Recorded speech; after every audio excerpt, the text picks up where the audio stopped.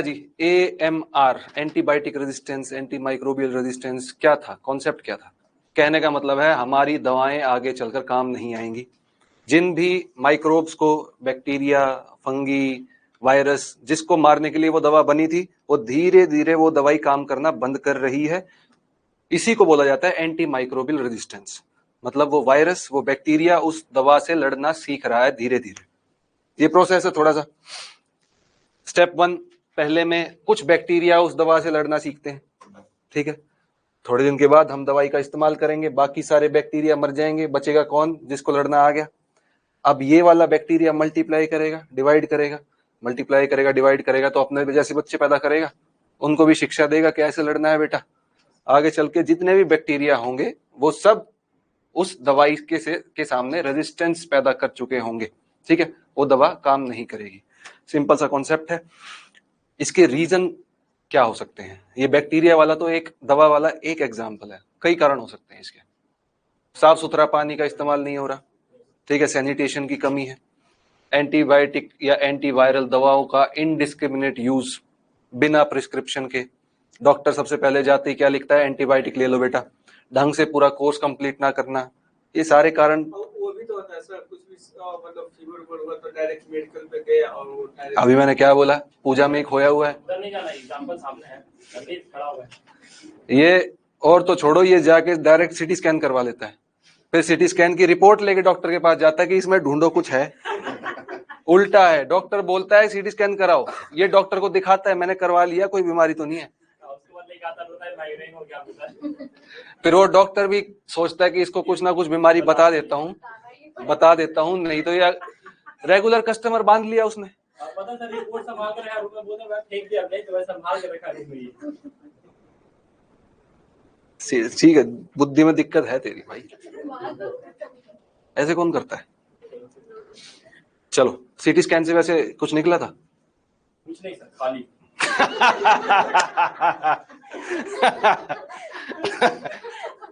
ये अच्छा, ये बढ़िया था गुरु। चलो, एंटी माइक्रोबियल रेजिस्टेंस AMR, अभी अभी एनसीडीसी कल बताई दिया था, एनसीडीसी की एक रिपोर्ट आई थी जिसमें इंडिया के अंदर AMR, इंडिया टॉप में है, ठीक है। टॉप 1, टॉप 2, टॉप 3 जो भी है, कहने का मतलब बहुत ज्यादा एंटी माइक्रोबियल रेजिस्टेंस पाया जा रहा है इंडिया में। ओके, ये उसकी डेफिनेशन है जिसके बारे में हमने बात कर ली है ऑलरेडी। ये सारे कारण जिसके बारे में भी ऑलरेडी बात कर चुके हैं, ठीक है। क्या क्या स्टेप्स उठाए जा रहे हैं या जा चुके हैं? अब AMR का क्वेश्चन डायरेक्ट मेंस में आ सकता है, बीपीएससी मेंस में साइंस वाले सेक्शंस में AMR का डायरेक्ट क्वेश्चन आ सकता है। तो उसमें पहले तो तुम्हें डेफिनेशन लिखनी पड़ेगी, तो उसके बाद लिखना पड़ेगा उसके कारण क्या है, उसके इफेक्ट क्या है, क्या दिक्कतें हो सकती हैं, क्या स्टेप उठाए जा रहे हैं और क्या स्टेप उठाए जाने चाहिए। वे फॉरवर्ड में क्या लिखते हैं, क्या सॉल्यूशन और होना चाहिए। तो ये कुछ स्टेप है। आंसर राइटिंग की एक टेक्निक है, जो सरकार ने कदम उठाए हैं उसी में से हिंट लेके सॉल्यूशन बना देना, ठीक है। जैसे सबसे पहले national action plan anti microbial resistance के लिए एक नेशनल एक्शन प्लान लाइए। अगर हमें इस प्रॉब्लम के बारे में पता है, सरकार को भी तो पता होगा, है ना। तो वो सॉल्यूशन क्या लाई है? सबसे पहले तो अवेयरनेस फैलाओ, जो हम क्लास में अभी कर रहे हैं, ठीक है। ये अवेयरनेस फैला रहे हैं। अब तुम, हो सकता है कोई समझदार आदमी हो तो वो एंटीबायोटिक का इस्तेमाल बिना डॉक्टर से पूछे नहीं करेगा, अवेयरनेस। सेकंड, सर्वेलेंस, कोई केमिस्ट वाला, कोई डॉक्टर ये गंदे काम तो नहीं कर रहा। गंदे काम मतलब सिंपल सी के बिना प्रिस्क्रिप्शन के एंटीबायोटिक बांटना देना, या कुछ ऐसे ड्रग हैं जो बिना प्रिस्क्रिप्शन के नहीं दिए जा सकते, फिर भी ब्लैक मार्केट में वो बेचे जा रहे हैं, ठीक है। तो ये सर्वेलेंस करेगा कौन? सरकार। और रिसर्च की जानी चाहिए इस कॉन्सेप्ट के ऊपर, और इन्फेक्शन को कंट्रोल किया जाना चाहिए। जो भी इसकी प्रॉब्लम्स हैं, जो जिसके कारण AMR फैल रहा है, उन सबको एक एक पॉइंट उठा के उलट करके लिखते रहो। जैसे सैनिटेशन की दिक्कत है, सैनिटेशन मतलब गंदा पानी और अनहाइजेनिक कंडीशंस, तो उसको सुधारो। एंटीबायोटिक का इस्तेमाल इंडिस्क्रिमिनेट किया जा रहा है, तो उसको सुधारो, ठीक है। वही जो भी प्रॉब्लम्स है उसको उल्टा करके लिखते जाना है, वो सॉल्यूशंस होते हैं। National action plan. दूसरा, दिल्ली डिक्लेरेशन। एक चीज बताई थी मैंने, जब भी ये बड़े लेवल के समिट होते हैं, सरकार की मीटिंग होती है, तो जिस जगह पर वो मीटिंग होती है, एंड में एग्रीमेंट साइन किया जाता है, तो उस जगह के ऊपर नाम रखा जाता है उसका कि Delhi declaration, Delhi agreement. Recently तुम्हारे पेपर के लिए बहुत ज्यादा इंपॉर्टेंट, जिसके ऊपर सवाल भी पूछा जा चुका है मेंस में, कौन सा बड़े लेवल पे समिट हुआ था, किसकी मीटिंग हुई थी दिल्ली में? G20। ठीक है, G20 मीटिंग खत्म होने के बाद दिल्ली डिक्लेरेशन साइन हुई थी। उसके अंदर एक छोटा सा पार्ट AMR से रिलेटेड भी था। ठीक है, सारे private sector, civil society, NGO, सरकार सब मिलकर काम करेंगी AMR से लड़ने के लिए। दिल्ली डिक्लेरेशन एक प्रकार की दवाई है, एंटीबायोटिक है, जिसे बोला जाता है कोलिस्टीन। कल बताया था मैंने, जानवरों में, मुर्गियों में, बकरियों में, भैंसों में एंटीबायोटिक का इस्तेमाल कर रहे हैं। ठीक है, उनकी ग्रोथ बढ़ाने के लिए, दूध ज्यादा, अंडे ज्यादा दें, तो कोलिस्टीन का इस्तेमाल किया जाता था, सरकार ने उसको बैन कर दिया है। लास्ट, ये इंपॉर्टेंट है थोड़ा, कॉन्सेप्ट क्या है? One health approach. अब जो भी तुम करंट अफेयर पढ़ोगे, अखबार पढ़ोगे, कोई भी अच्छा आर्टिकल पढ़ोगे, उसमें ये कीवर्ड दिखाई देगा। वन हेल्थ अप्रोच का मतलब क्या है? वन हेल्थ अप्रोच सिंपल सा कॉन्सेप्ट है वन हेल्थ का, तुम्हारे सामने।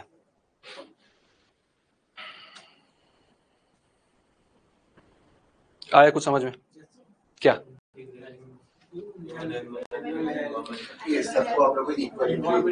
हम इंसान को सबसे ऊपर रखते थे, टॉप प्रायोरिटी में। ठीक है, कि हम top of the food chain में हैं, हम मालिक हैं इस देश, दुनिया के, अर्थ के, यूनिवर्स के। लेकिन एक छोटा सा वायरस आया, उसने औकात दिखा दी। छोटा सा वायरस आया किधर से? किसी एनिमल से आया था। ठीक है, कोरोना वायरस या कोरोना बीमारी कैसी बीमारी थी? Zoonotic disease. जूनोटिक जो जानवरों से फैलती है। ठीक है, एक छोटे से वायरस ने तबाही मचा दी। वन हेल्थ अप्रोच का मतलब है कि अगर इंसान की हेल्थ पर फोकस करना है तो केवल प्रायोरिटी इंसान को ना दी जाए, जानवरों को भी दी जाए, साथ में एनवायरमेंट को भी दी जाए। तीनों को इक्वल इंपॉर्टेंस देनी पड़ेगी, तब जाके इंटीग्रेटेड अप्रोच के साथ हम ह्यूमन हेल्थ को सुधार सकते हैं। अगर पॉल्यूशन होगा तो हमारी हेल्थ अच्छी रहेगी? बिल्कुल भी नहीं। अगर जानवर बीमार होंगे तो क्या हमारी हेल्थ अच्छी रहेगी? नहीं, क्योंकि उनसे भी डिजीज हम तक पहुंचेगी। यही सिंपल सा कॉन्सेप्ट है वन हेल्थ अप्रोच। अब आगे चल के इंटरनेशनल लेवल पर या नेशनल लेवल पर जो भी पॉलिसी बनती है हेल्थ से रिलेटेड, उसके पीछे ये कॉन्सेप्ट होता है। ठीक है, जो जानवरों के डॉक्टर हैं, जानवरों पर जो रिसर्च कर रहे हैं, जो एनवायरमेंटलिस्ट हैं, जो MBBS हैं, जो रिसर्चर हैं, वो अब सब मिलकर काम कर रहे हैं एक साथ। अलग अलग फील्ड नहीं है, इनको अब एक फील्ड माना जा रहा है। ठीक है, इसको बोला जाता है one health approach. Simple.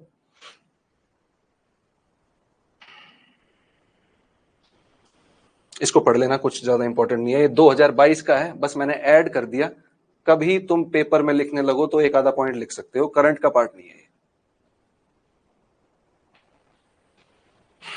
Next है इंडिया म्यांमार से रिलेटेड एक खबर थी। इंडिया म्यांमार के बीच में फ्री मूवमेंट रिजीम थी, FMR। सुना इसके बारे में? क्या है FMR? जो इंडिया और म्यांमार का जो बॉर्डर है वो ब्रिटिशर्स लोग सेट किए थे, लेकिन काफी हद तक वो गलत बॉर्डर सेट किए थे, क्योंकि जो म्यांमार में जो इंडिजिनस जो ट्राइबल पीपल थे वो इंडिया में भी वो सेम पीपल थे, तो इसीलिए कुछ रेंज रखा गया फ्री मूवमेंट के लिए दोनों साइड से। बिल्कुल ठीक, बिल्कुल ठीक। फ्री मूवमेंट रिजीम का मतलब क्या है? ये देखो, इंडिया और म्यांमार का बॉर्डर है, यहां से शुरू होकर अरुणाचल प्रदेश से शुरू होकर, से स्टेट भी याद रखना, अरुणाचल, उसके बाद नागालैंड, मणिपुर, मिजोरम, याद रखना कौन सी स्टेट है? त्रिपुरा। म्यांमार का बॉर्डर त्रिपुरा स्टेट के साथ नहीं लगता। कहां तक है? मिजोरम तक। ये जो पूरा बॉर्डर है, 1816 में इस बॉर्डर को डिमार्केट किया था, बनाया था अंग्रेजों ने 1816 में। लेकिन यहां पर जो जनजातियां रहती हैं, ट्राइबल ग्रुप रहते हैं, वो यहां पर हजारों साल से रह रहे हैं। एक दिन अंग्रेजों ने उठ के बोल दिया कि आज से बेटा ये बाउंड्री है, इसके उधर नहीं जाना, उधर वालों को इधर नहीं आना। अब कोई हमारे गांव के बीच में लाइन खींच दे एकदम से, तो उसको मानेंगे हम? कौन तुम भाई, कौन अंग्रेज, हमें पता ही नहीं। लेकिन उन्होंने बाउंड्री खींच दी 1816 में। इस साइड वाला एरिया बर्मा, इस साइड वाला ब्रिटिश इंडिया। ठीक है, लेकिन जो बाउंड्री खींची वो गांव के बीच में से, यहाँ के जो लोग हैं, इधर रहने वाले लोग और म्यांमार में रहने वाले लोग, उनके बीच में कल्चरल रिलेशनशिप है। चाचा बुआ, ऐसा हो गया कि मामा का घर इधर, बहन का घर इधर, चाचा का घर इधर, दूसरे भाई का घर इधर, घरों के बीच में से लाइन खींच दी गई। तो इन लोगों को ये चीज एक्सेप्ट होगी? नहीं होगी ऑब्वियसली। इनके बीच में बेटी रोटी का रिश्ता हमेशा से रहा है। बेटी रोटी मतलब शादी करते हैं आपस में, रोटी का मतलब एक साथ ट्रेड करते हैं, बिजनेस करते हैं। तो ये जो बाउंड्री थी ये ऑब्वियसली एक्सेप्टेबल नहीं होगी। अब 1947 में इंडिया आजाद हुआ, इंडिया ने इस बाउंड्री को एक्सेप्ट कर लिया, फिर वही प्रॉब्लम, सेम प्रॉब्लम। जो यहाँ के लोग थे उन्हें लगा कि अब हमारी कुछ बात सुनी जाएगी, लेकिन 47 में भी सेम बॉर्डर एक्सेप्ट होने की वजह से जो उनके इश्यूज थे वो कायम रहे। तो 47 में मर्ज भी तो किया जा सकता था इसको, म्यांमार को मर्ज क्यों नहीं किया गया उस टाइम? अब म्यांमार को मर्ज कैसे कर देंगे, अलग देश है वो। देश ही हो गया था। 1816 में पहले था, बराबर सेम था, लेकिन 1816 में बर्मा को अलग कर दिया गया। ब्रिटिश इंडिया अलग, बर्मीज ब्रिटिश वाला एरिया अलग, ठीक है। वॉर फॉट किया था 1860 में बर्मा के साथ। हाँ, तो वो जीत गए थे ना अंग्रेज। पहले यहाँ पे बर्मीज राजा थे, उनको हरा हुरू के फिर इसको भी कैप्चर कर लिया था, जैसे इंडिया का हाल है, ठीक है। श्रीलंका भी गौरव के अंडर था, लेकिन 1816 डेट याद रखना। उसके बाद 47 में हम आजाद हुए, सेम बॉर्डर। उसके बाद 2018 में मोदी सरकार ने क्या किया, उन्होंने बोला कि जो लोग म्यांमार बॉर्डर पे 16 किलोमीटर इधर तक और 16 किलोमीटर म्यांमार में, यहां पर जो लोग रहते हैं,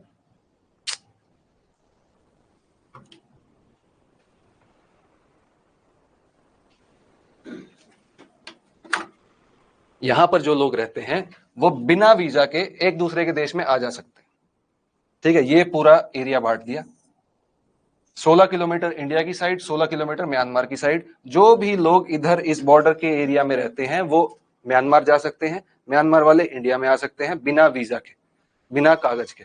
अगर नॉर्मल हम लोग जाएंगे म्यांमार में, हमें वीजा चाहिए, लेकिन जो लोग इस बाउंड्री में, इस स्ट्रिप ऑफ लैंड में रह रहे हैं, उनको वीजा की जरूरत नहीं थी। कारण क्या था? सेम, रोटी बेटी, साथ में ट्रेड, साथ में अच्छे रिलेशनशिप। ये सब कुछ किया गया एक्ट ईस्ट पॉलिसी के तहत।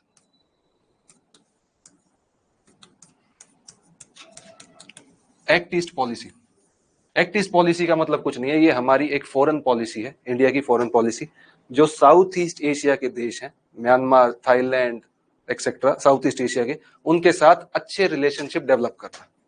उनके साथ अच्छे रिलेशनशिप कैसे डेवलप हो सकते हैं? उसके लिए हमें नॉर्थ ईस्ट को भी डेवलप करना पड़ेगा। नॉर्थ ईस्ट के थ्रू हम इस पॉलिसी को चला सकते हैं, एक्ट ईस्ट की पॉलिसी, ठीक है। इसके कारण 2018 में मोदी जी और अमित शाह लेकर आए थे, FMR बोलते हैं इसको, FMR, फ्री मूवमेंट रिजीम।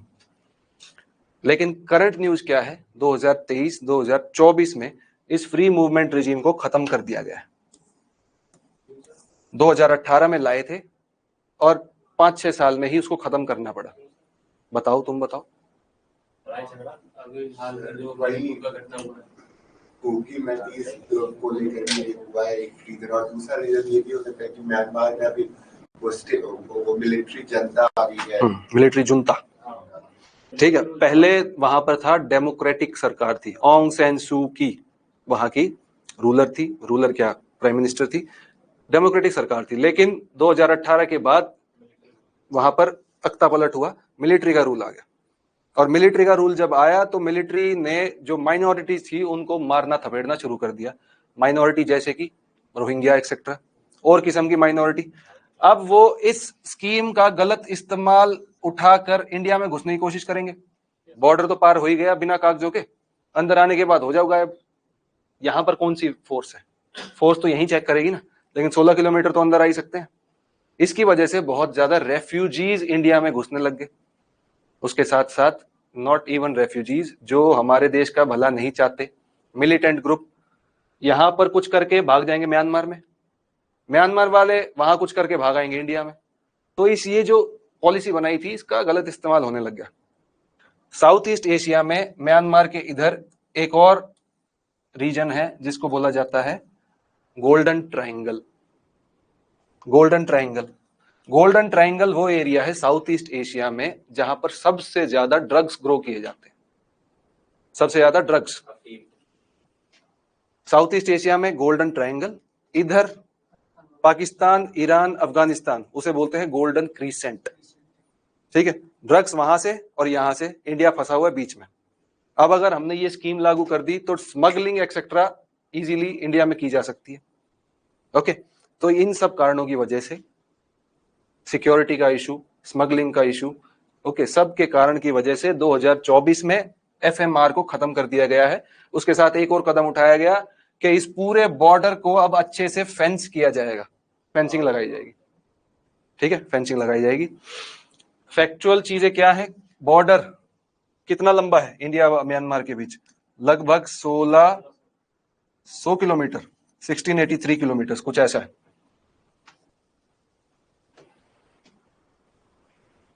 और किसी देश के साथ भी है ऐसी पॉलिसी? नेपाल। नेपाल। नेपाल में तो पूरा वो तो तुम्हारे साथ एग्जाम भी दे सकते हैं, यूपीएससी अगर दे रहे हो तो वो अलाउड है। हाँ, यहाँ पर बिल्कुल दे सकते हैं, बीपीएससी नहीं दे सकते, यूपीएससी दे सकते हैं। कितनी रेसिस्ट बात करी इसने अभी अभी। ठीक है, देखो एफएमआर फ्री मूवमेंट रिजीम क्या है, जो अभी अभी बताई, 16 किलोमीटर के रेडियस तक बिना वीजा के आया जा सकता है। 2018 में इसको लाया गया था इंडिया की एक्ट ईस्ट पॉलिसी के तहत। ये सारे कारण जो हमने डिस्कस किए, 1826 नहीं है, 1816 होना चाहिए। चलो जो भी है, अब कारण क्या है उसको हटाने के, जो सारी चीजें हमने डिस्कस की, सिक्योरिटी वाला एक्सेट्रा एक्सेट्रा, लगभग 1643 किलोमीटर, 1643 किलोमीटर, और इस पूरे बॉर्डर को अब अच्छे से फेंस किया जाएगा। ये था फ्री मूवमेंट रिजीम। ओके, इसके साथ कुछ फैक्चुअल चीजें और। सबसे लंबा बॉर्डर किसके साथ है? कितना लंबा? 4096 किलोमीटर, सबसे लंबा 4096। और सबसे छोटा?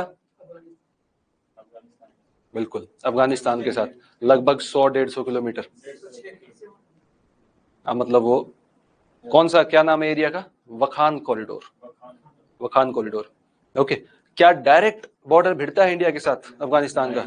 नहीं, पीओके से होते हुए, लेकिन ऑफिशियली है बॉर्डर। अरे जान दे देंगे उसके लिए, याद रख इस बात को। बॉर्डर गार्डिंग फोर्सेस, कौन कौन सी फोर्स है, जल्दी जल्दी बताओ। म्यांमार की बात आई है, बॉर्डर की बात आई है, तो इंडिया म्यांमार के बॉर्डर पर कौन सी फोर्स तैनात होती है? एसएसबी। इधर से शुरू करते हैं, पाकिस्तान से। पाकिस्तान और बांग्लादेश, पाकिस्तान के बॉर्डर पे कौन है? बीएसएफ। और ईस्ट पाकिस्तान बांग्लादेश, वहां पे बीएसएफ। उसके बाद चाइना के बॉर्डर पे तिब्बत है, ITBP, Indo Tibetan border police. उसके बाद ये जो छोटपुट देश है, नेपाल और भूटान, दोनों, इनके ऊपर सशस्त्र सीमा बल, एसएसबी, दोनों के पास एसएसबी। बचा म्यांमार, म्यांमार के बॉर्डर पे असम राइफल्स। ठीक है, ये इनको बोला जाता है बॉर्डर गार्डिंग फोर्सेस, बीजीएफ।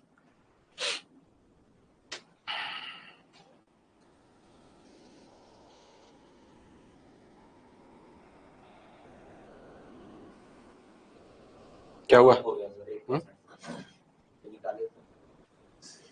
अरे स्लाइड मिल जाएगी भाई, एक आध दिन लेट हो रहा है, मिल जाएगी, टाइम की कमी है थोड़ी सी। ये ज्यादा जरूरी, ये तो ये पता नहीं था, हमको लगा था कि सब बॉर्डर पे तो आर्मी ही रहता होगा। आर्मी गार्ड करने के लिए नहीं है, बॉर्डर गार्डिंग फोर्सेस अलग होती है। जैसे कि बॉर्डर बीएसएफ, वो गार्ड है, सिक्योरिटी गार्ड। हमको लगता था कि बस बॉर्डर पे बीएसएफ रहते हैं, बाकी एसएसबी इंटरनल। स्ट्रेंथ मतलब कितने किलो वजन उठा सकते हैं वो? नहीं सर। अब स्ट्रेंथ का मतलब क्या होगा? कितने जवान हैं उसमें? अच्छा, इतना मतलब फोर्स। सबसे, दुनिया की सबसे बड़ी बॉर्डर गार्डिंग फोर्स है BSF. In terms of number कितने जवान हैं? लगभग 2.5 लाख, दुनिया की सबसे बड़ी। अच्छा, बांग्लादेश में क्यों है? बांग्लादेश में भी क्योंकि बांग्लादेश पहले पाकिस्तान था, ईस्ट पाकिस्तान। दो टुच्चे करंट अफेयर हैं। वाओ,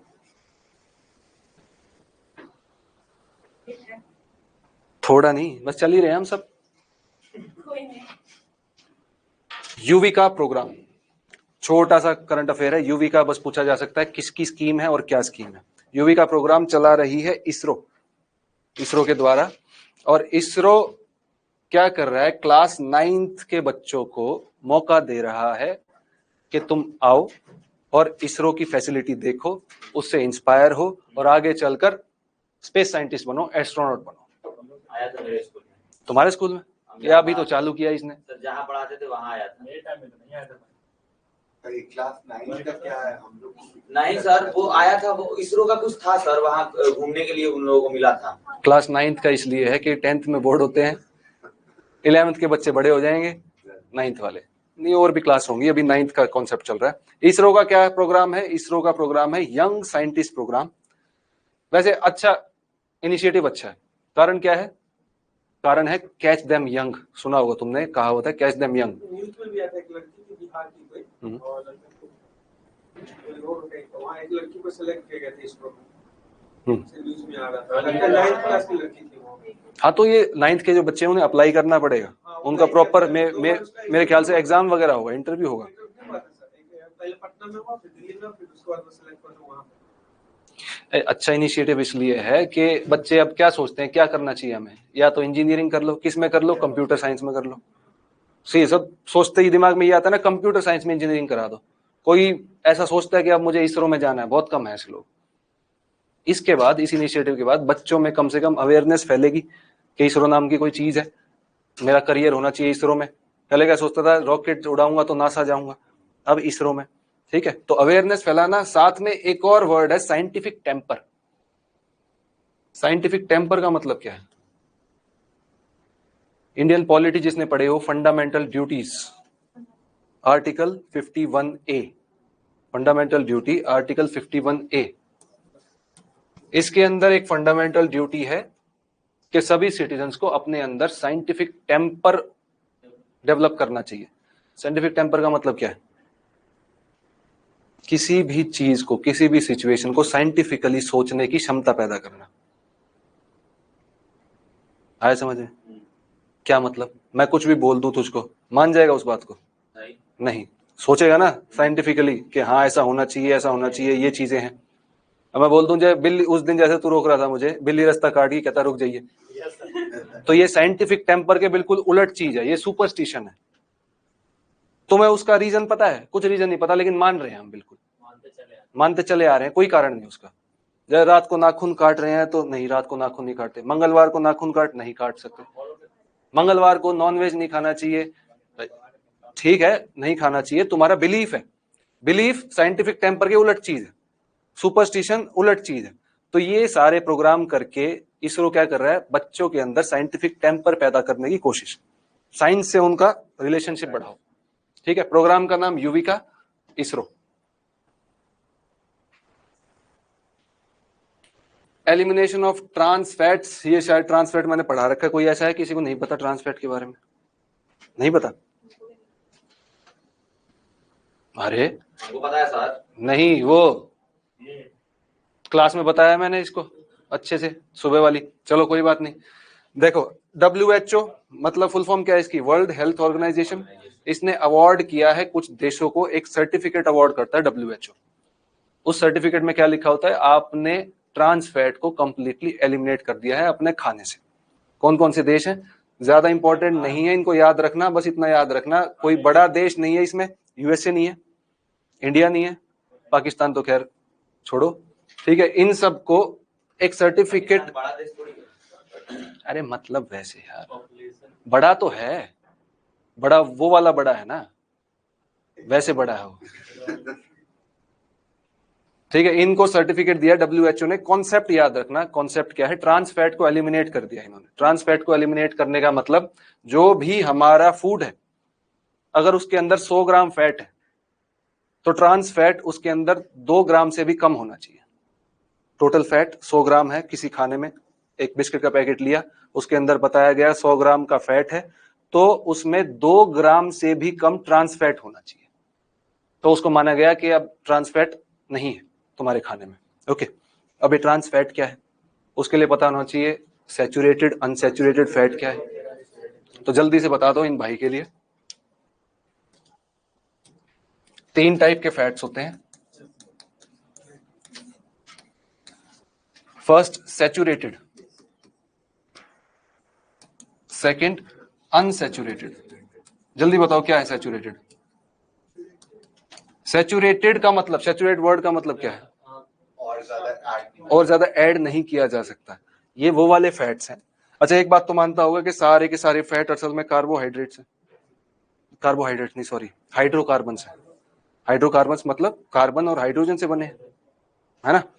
सैचुरेशन या सैचुरेटेड का मतलब है ये वो वाले फैट जिसमें और हाइड्रोजन ऐड नहीं किया जा सकता। ठीक है, और हाइड्रोजन ऐड नहीं किया जा सकता। या फिर मैं बोल सकता हूं ये वो वाले हाइड्रोकार्बन्स हैं जिसमें सारे के सारे बॉन्ड सिंगल बॉन्ड। ओके, देखो जैसे कि ये डायग्राम बनाया अभी, डिटेल में नहीं जा सकता ज्यादा, इसलिए थोड़ा थोड़ा खुद समझ लेना। सारे के सारे बॉन्ड्स कैसे हैं? कार्बन के बीच में सिंगल। क्या और हाइड्रोजन ऐड किया जा सकता है? नहीं। लेकिन अनसैचुरेटेड कौन से होते हैं? जिसमें या तो डबल बॉन्ड या फिर ट्रिपल बॉन्ड हो सकता है। तो डबल बॉन्ड को तोड़ के और हाइड्रोजन को ऐड कर सकता हूं, ठीक है, इसीलिए इसको बोलते हैं अनसैचुरेटेड, इसको बोलते हैं सैचुरेटेड। सैचुरेटेड वाले फैट्स और अनसैचुरेटेड वाले फैट्स, इनमें से हेल्दी कौन सा है? अनसैचुरेटेड है हेल्दी। ये है ज्यादातर वेजिटेबल ऑयल, ज्यादातर plant based vegetable oil. Vegetable oil लिख दिया ना, ऑयल का मतलब लिक्विड। सैचुरेटेड होते हैं ज्यादातर डेयरी या फिर एनिमल फैट्स, ठीक है, अनहेल्दी है। तो पाम ऑयल हेल्दी कैसे हो जाएगा सर? पाम ऑयल और कोकोनट ऑयल सैचुरेटेड है दोनों। पाम ऑयल और कोकोनट ऑयल दोनों सैचुरेटेड है। Dalda saturated, okay. चीज सैचुरेटेड, अनहेल्दी है और ज्यादातर सॉलिड फॉर्म में मिलेंगे। अब ट्रांस फैट्स क्या होते हैं? ट्रांस फैट में क्या इसकी कुछ कमियां हैं? इसकी कमियां ये हैं कि एक तो लिक्विड फॉर्म में है और इसकी शेल्फ लाइफ कम होती है। ये अनहेल्दी है लेकिन इसकी शेल्फ लाइफ ज्यादा है और सॉलिड फॉर्म में है। कंपनीज क्या करती हैं? प्राइवेट फैक्ट्रीज क्या करती हैं? प्राइवेट फैक्ट्रीज अनसैचुरेटेड को सैचुरेटेड में कन्वर्ट करने की कोशिश करेंगी। कैसे? लेकिन फायदा ना भाई, फायदा क्या? फायदा सॉलिड, शेल्फ लाइफ ज्यादा। अनसैचुरेटेड में अगर मैं हाइड्रोजन ऐड कर दूंगा, हाइड्रोजन ऐड कर दिया मैंने, तो सैचुरेटेड हो जाएगा। तो अनसैचुरेटेड के अंदर हाइड्रोजन ऐड करने पर, H2 ऐड करने पर हमें मिलता है ट्रांस फैट। और ये ट्रांस फैट्स, इनका फायदा क्या है? सॉलिड, शेल्फ लाइफ बढ़ गई, टेस्टी हो गया खाना ट्रांस फैट की वजह से। Okay, saturated, unsaturated, trans fats. लेकिन ये सबसे ज्यादा अनहेल्दी है, सबसे ज्यादा अनहेल्दी है। ट्रांस फैट सबसे ज्यादा अनहेल्दी है और यही कारण है आज के टाइम पे बहुत सारी नॉन कम्युनिकेबल डिजीजेस का। नॉन कम्युनिकेबल डिजीज जैसे हार्ट अटैक, जैसे शुगर लेवल हाई, जैसे ओबेसिटी, वजन बढ़ना, ठीक है, सबका कारण ज्यादातर ये है। बैठे बैठे एक जगह लैपटॉप सामने है और साइड में बिस्किट चल रहे हैं, साइड में आइसक्रीम चल रही है, उसके अंदर क्या है? Trans fat. सबसे खतरनाक तो पोटैटो चिप्स, सबसे ज्यादा ट्रांस फैट होता है। ओके, तो सारे देशों ने और WHO ने मिलके एक स्कीम बनाई कि ट्रांस फैट को एलिमिनेट करना है और एलिमिनेट करने के लिए कुछ इंसेंटिवाइज किया जाएगा उनको। अभी WHO ने क्या सर्टिफिकेट दिया है पूरे दुनिया के सामने कि इन देशों ने ट्रांस फैट को एलिमिनेट कर दिया। ओके सर, लेकिन उसमें तो लिखा था कि अनसैचुरेटेड फैट्स को एलिमिनेट कर दिया है। ये ट्रांस फैट जो है, नहीं कर रहा हूँ। नहीं, ट्रांस फैट जो है तो अनसैचुरेटेड ही, लेकिन हेल्दी वालों में क्या करा हमने? हाइड्रोजन को ऐड किया। अभी भी 1-2 डबल बॉन्ड तो होंगे, लेकिन नाम याद रखो ट्रांस फैट।